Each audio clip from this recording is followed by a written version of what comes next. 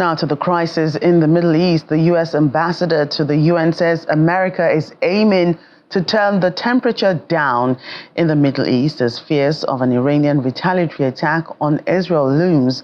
On Tuesday, Linda Thomas-Greenfield told the UN Security Council in New York that the U.S. wants to deter and defend against any future attack and avoid regional conflict.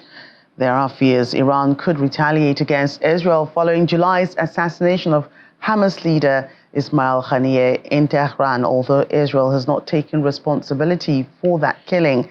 U.S. President Joe Biden believes a ceasefire deal between Israel and Hamas in Gaza could help deter Iran from launching an attack on Israel.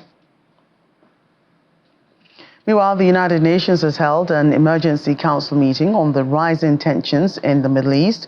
Speaking at the meeting in New York, UN Under-Secretary General for Political and Peace Building, Rosemary DiCarlo, says Israel's attack on a school in Gaza once again reiterates the need for a ceasefire.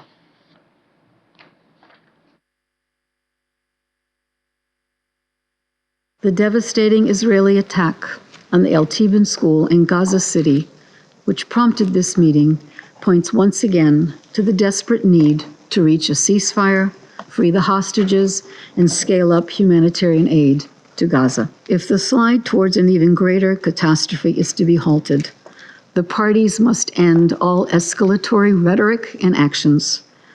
I reiterate the Secretary General's call for all to work vigorously towards regional de-escalation in the interest of long-term peace and stability. As the leaders of Egypt, Qatar, and the United States emphasized in their joint statement on 8 August, and I quote, "There is no further time to waste, nor excuses from any party for further delay," end quote.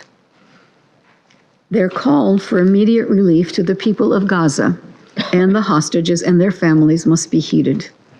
I urge all parties to prioritize the protection of civilians and promptly conclude this deal as endorsed by the Security Council in Resolution 2735.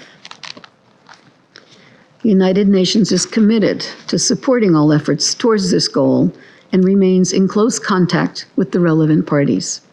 Israel has a right to pursue Hamas. Israel has a right to respond to threats. But how it does that matters. We've said repeatedly and consistently that Israel must take measures to minimize civilian harm. But let me be clear, our deployment of additional military assets are not a prediction of what is to come. A broader regional conflict is not inevitable. The United States' overall goal remains to turn the temperature down in the region, deter and defend against any future attacks, and avoid regional conflict.